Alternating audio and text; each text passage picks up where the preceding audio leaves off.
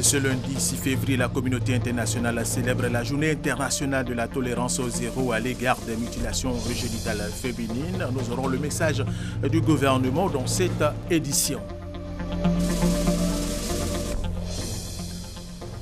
Ce lundi également, le Premier ministre ivoirien Amadou Gon Coulibaly et la ministre de la Santé ont visité chez le centre hospitalier universitaire de Treichville et l'hôpital général de Port-Boué. Le gouvernement ivoirien veut toucher du doigt les réalités dans les centres hospitaliers et procéder à de bons diagnostics du système sanitaire ivoirien. Finale de la CAN 2017, l'équipe du Cameroun entraînée par le Belge Hugo Broos est devenue championne d'Afrique pour la 5e fois de son histoire en battant en finale l'Égypte par 2 buts à 1. C'était hier dimanche à Libreville. Mesdames et messieurs, bienvenue et merci de nous suivre sur RTI 1. Ce lundi 6 février, la communauté internationale célèbre la journée internationale de la tolérance zéro à l'égard des mutilations génitales féminines. C'est l'occasion pour les acteurs de la lutte de sensibiliser davantage à l'abolition de cette pratique. La ministre Mariatou Koné livre ici le message du gouvernement ivoirien en faveur de l'éradication des mutilations génitales féminines. Ami Sissoko.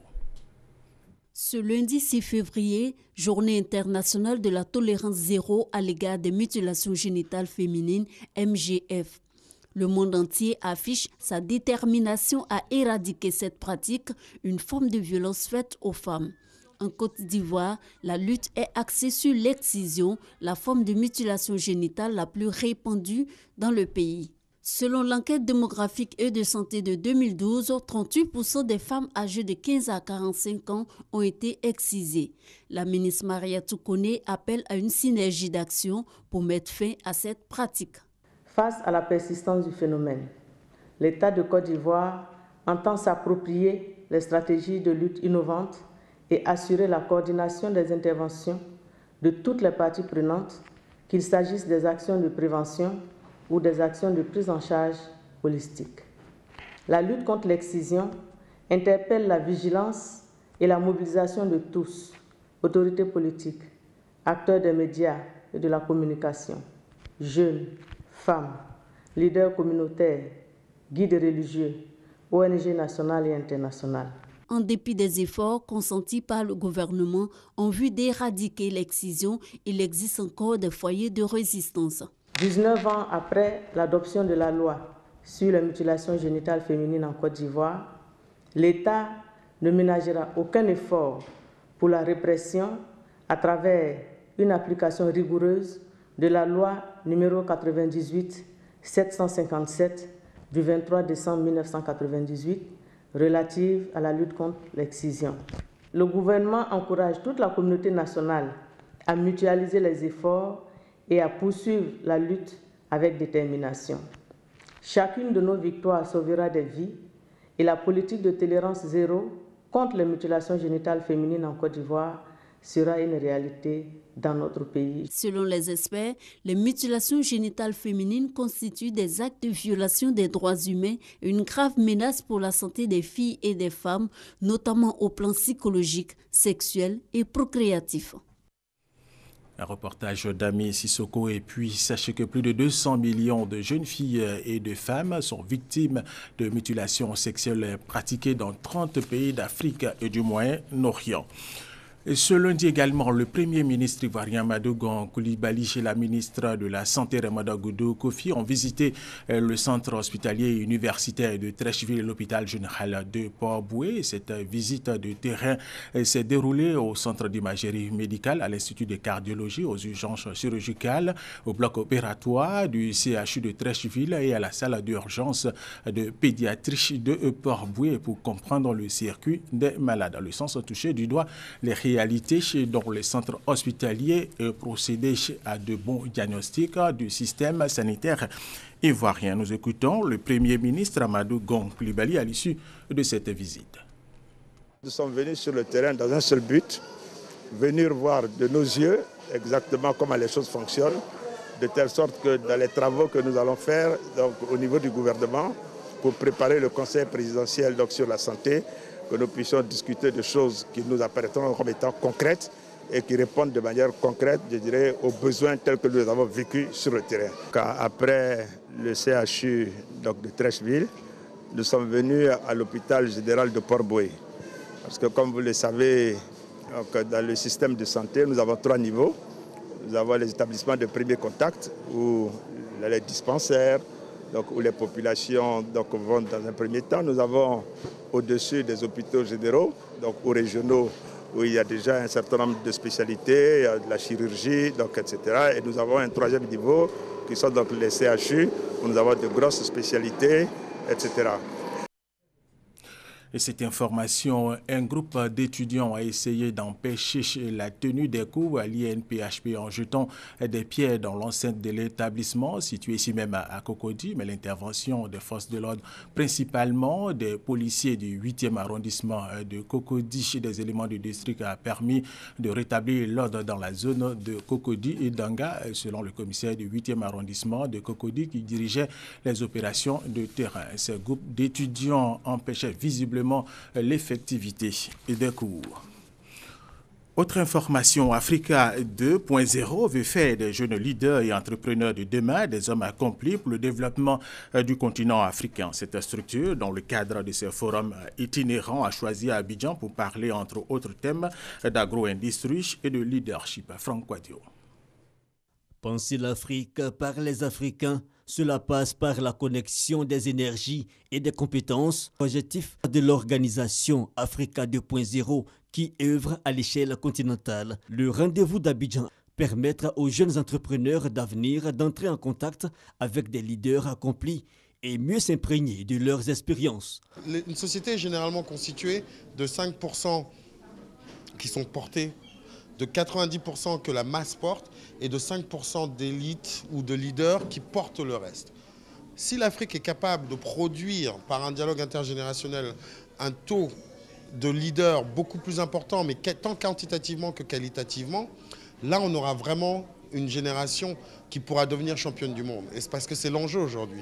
Le moyen choisi, le mentoring, permettre à chaque jeune entrepreneur d'établir une relation de coaching avec des leaders accomplis, projet innovant, charisme pour des perspectives heureuses pour l'Afrique.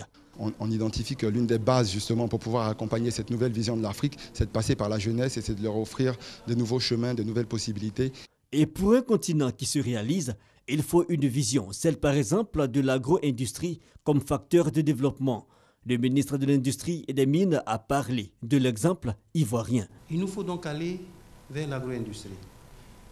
On n'a pas le choix. C'est une obligation. Pourquoi? Parce que en transformant, en ayant de la valeur ajoutée, d'abord on crée de la richesse, on évite l'impact de la fluctuation des cours des matières premières.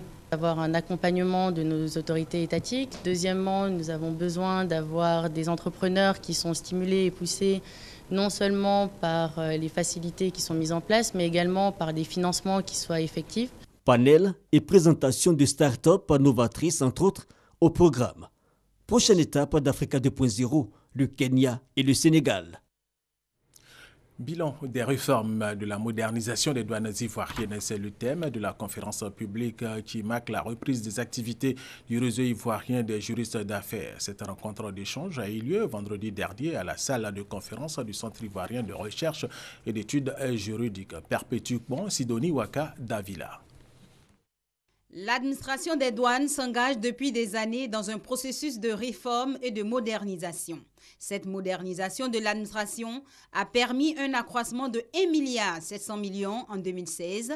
L'objectif à atteindre pour l'année 2017 environ 1,9 milliard. Pour faire comprendre la portée des réformes orchestrées par l'administration des douanes aux opérateurs économiques et aux juristes, une conférence sur le thème Bilan des réformes de l'administration des douanes est animée par le colonel Lucien Kaké. Au niveau de l'administration des douanes, il y a une pratique qui s'adapte aux normes internationales, que l'informatisation est devenue l'outil de travail, que nous travaillons pour la célérité des opérations et tout ça pour le bénéfice des clients. chaque fois, il faut s'auto-évaluer, voir ce qui n'a pas marché, corriger ce qui n'a pas marché, réajuster et consolider les acquis. Chaque fois, il y a de nouvelles pratiques, c'est pourquoi nous voyons ailleurs. Malgré les performances de l'administration des douanes, quelques faiblesses persistent, notamment l'implication des cadres dans les différents programmes, la mobilité du personnel, la résistance au changement. Le conférencier demande ainsi l'implication des agents des douanes dans ces réformes pour la protection de l'économie et de la population ivoirienne. Inaugurée le 24 octobre 2011 par le président de la République Alassane Ouattara, la mine d'or de Tongon dans la région du Poro avec une réserve de 90 tonnes devrait arrêter ses travaux fin 2021 avec les nouvelles découvertes de gisement. La durée de vie du site aurifère va se prolonger pour encore 10 ans. Soro Corona, Ouattara Amadou, RTI Boaké. Le développement minier de la Côte d'Ivoire, initié sous la gouvernance du président de la République Alassane Ouattara, connaît des résultats positifs. La production annuelle de l'or a augmenté avec l'ouverture de la mine d'or de Tongon avec une production de 7 à 8 tonnes par an. Pour l'année 2016, ce sont 260 000 onces d'or extraits. Une once équivaut à 31,103 grammes. Prévu pour être fermé en 2021, après 10 ans d'activité, les dernières explorations font état de la découverte de nouveaux gisements. C'est au cours d'une conférence de presse que la nouvelle a été rendue publique. Pour Marc Bristow, directeur général de ce site aurifère, Tongon envisage produire 285 000 onces en 2017 et 290 000 onces par an pour les 3 prochaines années. En plus des recherches pour prolonger la durée de vie de la mine de Tongon, des gisements ont été découverts à Mankono et Bundiali. Le but est d'atteindre 5 millions d'onces. Au cours de cette rencontre trimestrielle avec la presse, le directeur de la mine d'or de Tongon s'est prononcé sur ses actions sociales. La contribution de Tongon à l'économie ivoirienne est chiffrée à 541 milliards de francs CFA. Concernant le volet communautaire, la compagnie a investi près de 4 milliards de francs CFA dans l'éducation, l'eau potable et la route. D'autres projets concernant les activités génératrices de revenus sont en cours à hauteur de 157 millions de francs CFA. 13 véhicules de type pick-up, 2 de type long châssis et 75 motos ont été remis à la direction du foncier rural du ministère de l'Agriculture et du Développement rural en vue de la réalisation des activités liées à la délimitation des territoires et des villages. C'est un don de la Banque africaine de développement. Plus de détails avec Noël Ngagno. C'est un ministre visiblement heureux qui reçoit de façon symbolique des mains du directeur général du plan, au nom du ministre du Plan et du Développement, les clés d'un des 15 véhicules et 75 motos. Parce que cet acte marque le début de la mise en œuvre de sa vision de l'administration agricole et du développement rural pour l'année 2017. Ce matériel roulant sera mis à la disposition de la direction du foncier rural, des directions régionales et départementales des régions du Grand Ouest et du Nord-Est de la Côte d'Ivoire. Dotés ainsi de moyens conséquents, les agents des dites directions iront à la rencontre des populations pour créer des comités villageois du foncier rural avec comme impact premier réduire les conflits intercommunautaires. De plus, organiser des campagnes de sensibilisation sur le code du foncier, sur les droits de succession de la femme en matière du foncier rural. Enfin, procéder à la délimitation de 1761 villages des régions du Grand Ouest et du Nord-Est. Toutes choses qui vont contribuer au renforcement de l'inclusion et de la cohésion sociale. Montant total de l'appui budgétaire de la BAD, Banque africaine de développement, 3 800 millions de francs CFA, qui a permis l'acquisition de ce matériel roulant d'une valeur de 368 312 998 francs CFA. Allez, tout à fait autre chose à présent. La localité de Vavois est sur le chemin du développement malgré les difficultés. Les cadres et les autorités administratives sont à la tâche pour réussir le pari. On en parle avec Eugène Atoubé. Les bureaux de la sous-préfecture de Vavois, un bâtiment neuf construit sur les ruines des anciens locaux incendiés au plus fort de la crise post-électorale, livré aux populations le 20 mai 2016. À Vavois, ce bâtiment administratif est vu comme le symbole de la renaissance de ce chef-lieu de sous-préfecture. Notre sous-préfecture n'existait que de nom, mais aujourd'hui, nous voyons un bâtiment flambant neuf. C'est sous l'impulsion de nos autorités administratives que nous avons pu avoir cela. Les perspectives sont encore bonnes. Le président de la République a décidé d'électrifier tous les villages de plus de 500 habitants, d'équiper les 10 villages en eau potable et la réhabilitation des routes. Vavoie, une sous-préfecture sur le chemin du progrès et du développement, avec pour acteurs majeurs les autorités administratives qui se sont succédées à la tête de cette circonscription. Avec les populations, les rapports sont francs et sincères, la collaboration parfaite. Conséquence, responsables d'associations de femmes et de jeunesse, cadres, responsables de mutuelles et chefs coutumiers trouvent en leurs autorités administratives locales la boussole face à leurs préoccupations, leurs attentes et leurs espoirs. Le problème qui se pose au collège moderne de Bonoufla, c'est le problème d'électricité. Le matériel informatique est là, mais malheureusement, nous ne sommes pas connectés au réseau.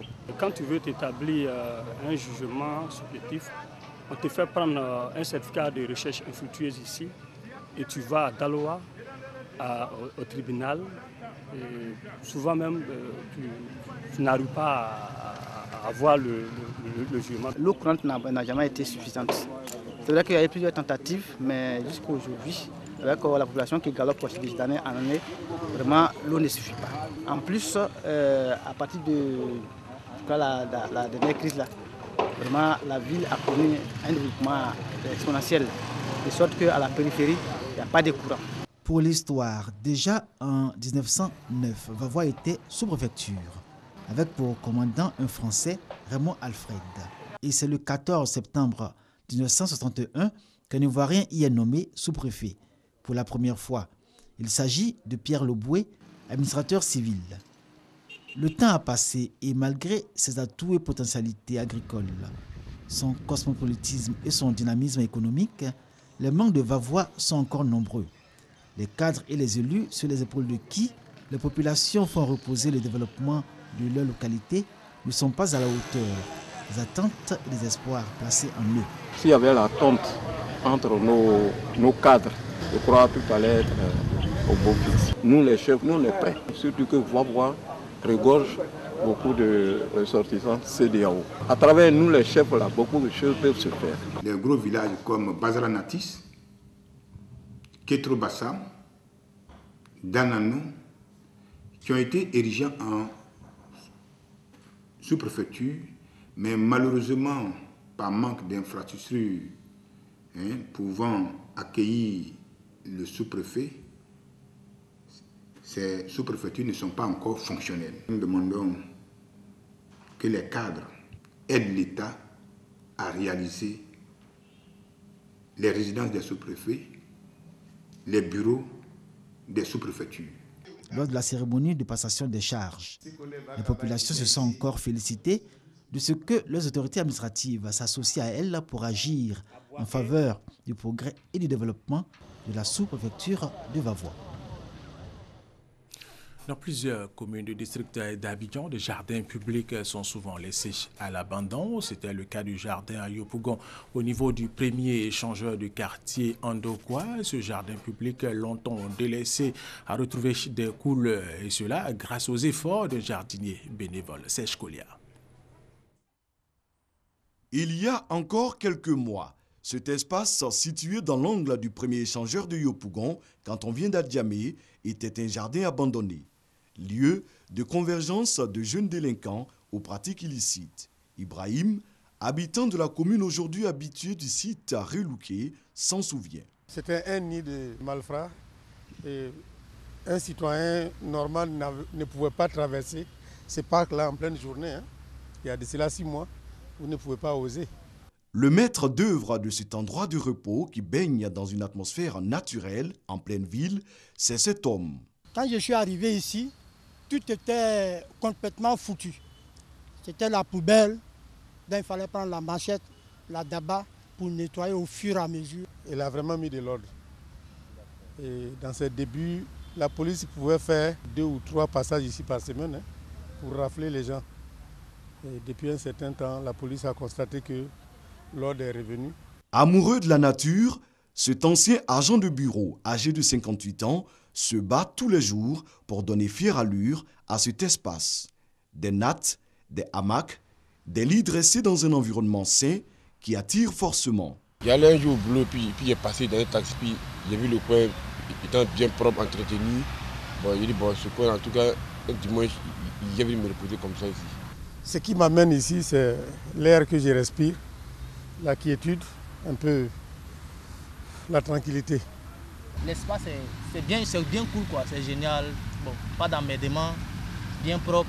Raison pour laquelle ici ça me permet de travailler dans la tranquillité, sans emmerdement. Jeune couple, travailleurs en quête d'inspiration, groupe d'amis, solitaires, prenant du repos en toute quiétude, l'endroit respire désormais la vie. Zoumana, ce jardinier bénévole, n'est pas à sa première expérience. Il a déjà redonné des couleurs à un autre jardin en souffrance, celui du Plateau, situé entre le palais de justice et le stade Félix Houphouët-Boigny. Pour lui, il faut réhabiliter les jardins d'Abidjan qui se meurent pour la plupart. Vous voyez un peu, presque les jardins, il y en a un peu partout à Abidjan. Il y en a dans toutes les communes. Mais les jardins sont mal entretenus, c'est même fréquenté par des fous. Je peux même dire que chaque jardin a un fou à Abidjan ici. Sans grands moyens, sans soutien, rien qu'avec un esprit imaginatif, l'homme contribue à agrémenter les moments de relaxation des visiteurs. Au jardin public du premier échangeur de Yopougon Andokwa, avec 500 francs CFA, le visiteur a droit à un lit, ou encore 200 francs CFA pour se prélasser dans un hamac toute la journée. De quoi ravir Ibrahim, qui comme les autres n'en demande pas mieux en cette journée dominicale. Allez, une belle initiative à soutenir. Rendons-nous maintenant à Bouaké pour parler des domiciles transformés en restaurants. Il y en a une 60aine dans la ville. Et ces habitations spécialisées dans la restauration des mets africains font le bonheur de nombreux travailleurs. Regardez. Vous croiriez simplement à domicile que non. Ces habitations font également office de lieux de restauration publique.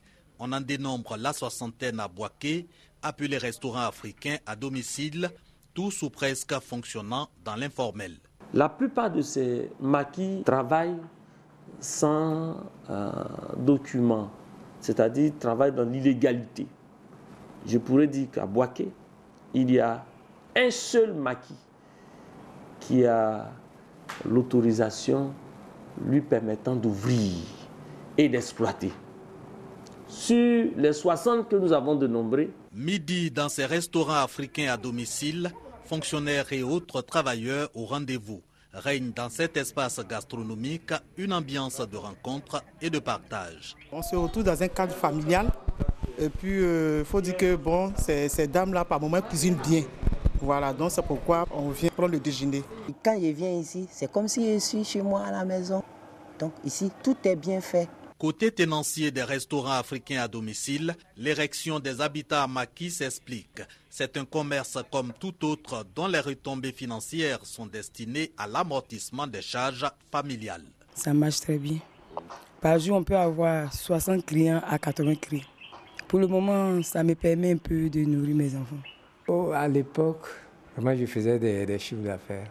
Ça marchait beaucoup. Mais compte tenu de la crise successive qu'on a connue, vraiment, il faut dire que je suis à reculons. Ouvrir son domicile au public, pas vraiment un risque au niveau sécuritaire, répondent les tenanciers des restaurants africains à domicile. Ça fait déjà 2 ans que nous sommes installés. On n'a pas encore eu de problème avec les clients. Par rapport au vol, par rapport aux visites nocturnes, jamais. Jusque-là, les vols, tout ça, bon, vraiment, c'est Dieu merci. Je n'en ai pas encore reçu. À noter que ce sont au total 120 restaurants et maquis affiliés qui animent le quotidien gastronomique de la région de Gbeke. Le ministère du Tourisme s'active pour les réorganiser, pour faire de la restauration un secteur véritablement pourvoyeur de richesses. Le chapitre religion de cette édition, communauté musulmane et chrétienne de Bouna ont prié pour soutenir les actions de développement du président de la République Alassane Ouattara. Elles ont par ailleurs appelé chez les filles et fils du Bunkani à l'union et à la cohésion autour du chef de l'État Moussa Dogo. Grande mosquée de Bouna. Les imams des 4 départements de la région de Bunkani, ensemble pour soutenir les actions du président de la République Alassane Ouattara et les institutions de la République. La cérémonie a débuté par la lecture du Coran, faite par Ibrahim Sissé, imam central de Bouna, qui a par la suite invité les cadres de Bunkani à l'entente, à l'union et à la cohésion autour du chef de l'État Alassane Ouattara. Une initiative motivée par la ministre du Plan et du Développement, fille de la région. Après la grande mosquée, Nialé Kaba a mis le cap sur l'église baptiste libre de Bouna, où elle assistait à la séance de prière faite par l'apôtre Kakou. Il a invité les Ivoiriens à la prière et à la réconciliation des cœurs. À sa suite, la ministre Nialé Kaba a invité les populations et les guides religieux à multiplier les prières et bénédictions afin de permettre au président de la République de parachever son œuvre de développement de la Côte d'Ivoire. C'est également un message à l'endroit des fils et des filles de Bouna, pour la paix, pour la cohésion sociale et pour leur demander également de soutenir le président de la République. Nous sommes une région qui n'est pas des plus favorisées de la Côte d'Ivoire. Ces 6 dernières années nous ont montré que c'est dans la paix et dans l'unité, la tranquillité, la cohésion qu'on peut évoluer. Donc c'est un environnement que chacun de nous doit maintenir là où il se trouve, déjà à Bouna, mais également partout où nous travaillons. La ministre du Plan et du Développement, Nialé Kaba, a fait des dons à chaque communauté. La paroisse Saint-Paul de Tanguela dans le département d'Agnibi-le-Krou a célébré une messe d'action de grâce pour la paix en Côte d'Ivoire. Les fidèles ont sollicité cette séance de prière pour la stabilité du pays. Mamadou Kouassi, Abissi Soko. Une messe d'action de grâce à la paroisse Saint-Paul de Tanguela dans le département d'Agnibi-le-Krou. Ces fidèles chrétiens catholiques rendent hommage au Tout-Puissant pour la paix en Côte d'Ivoire. Cette messe est également un moment de sollicitation de la grâce du Seigneur pour que la Côte d'Ivoire s'éloigne des moments de violence. Le père Mathieu Amouakon a exhorté les fidèles à se maintenir dans la prière pour le retour définitif de la paix dans le pays. La paix est d'une part spirituelle et d'autre part sociale. Au niveau spirituel, la paix doit provenir des cœurs. Si les cœurs sont apaisés, il y a la quiétude personnelle. Autour de nous, nous pouvons distribuer cette paix à travers nos relations interpersonnelles. Donc chacun doit éviter les actes de violence, les actes de manifestation et revendiquer ses droits qui sont justes d'ailleurs, mais de manière consensuelle avec un dialogue apaisé. Cette messe d'action sera suivie de 3 jours de jeûne pour ces fidèles qui continuent d'implorer la clémence du Tout-Puissant pour le renforcement de la cohésion sociale et de la paix. La communauté musulmane du département d'Agnibi-le-Krou va emboîter le pas pour la stabilité et la paix définitive en Côte d'Ivoire. Les chefs d'État des pays membres du G5, le Mali, le Burkina Faso, la Mauritanie, le Niger et le Tchad se réunissent ce lundi à Bamako, au Mali, autour du thème « La situation sécuritaire au Mali et son impact dans le Sahel ». Pour eux, il faut travailler avec le Mali pour mieux faire face au terrorisme dans la sous-région. La résurgence du terrorisme, avec notamment l'attentat de Gao le 18 janvier dernier, a poussé le chef de l'État malien à convoquer ce sommet du groupe des 5 pays du Sahel avec pour ordre du jour la situation sécuritaire au Mali et son impact dans le Sahel. La hausse significative d'attaques terroristes, dont le dernier en date, est celle du Ménéka dans le nord du pays, ayant coûté la vie à 4 soldats maliens, est un point important à ce sommet. Ce rendez-vous s'est ouvert hier avec les travaux de la 2e réunion annuelle des ministres en charge de la défense et de la sécurité, élargie aux ministres en charge des affaires étrangères du G5 Sahel. Aujourd'hui, cette rencontre se poursuit avec la conférence des chefs d'État. Après la cérémonie protocolaire qui sera marquée par les discours du président en exercice de l'organisation et celui du pays hôte, les chefs d'État se réuniront ensuite à huis clos en présence des ministres et du secrétariat permanent. La Russie de Sidonie Chouaka Davila. En France, la campagne présidentielle a été lancée ce week-end avec plusieurs meetings de différents candidats. Jean-Louis Mélenchon, Emmanuel Macron, à Lyon, la patronne du Front National toujours en tête des sondages a lancé officiellement sa campagne pour la présidentielle avec un discours musclé. Elle compte bien être au second tour. François Fillon, déstabilisé par l'affaire de son épouse, n'a pas été visible, mais il va s'exprimer cet après-midi devant ses partisans. Et nous allons terminer avec cette information finale de la CAN 2017. L'équipe du Cameroun, entraînée par le Belge Hugo Broos, est devenue championne d'Afrique pour la 5e fois de son histoire, en battant en finale l'Égypte par 2-1. C'était hier dimanche à Libreville. El Neni a marqué pour l'Égypte à la 22e minute, Nicolas Nkoulouf à la 59e minute et Vincent Boubacar à la 88e minute ont marqué pour le Cameroun. Le sélectionneur argentin de l'Égypte, Hector Cooper, a conforté, lui, son statut de perdant magnifique en échouant devant le Cameroun. Au total, il a perdu 5 finales comme entraîneur. C'est la fin de cette édition. Merci de l'avoir suivi. Restez avec nous sur RTI.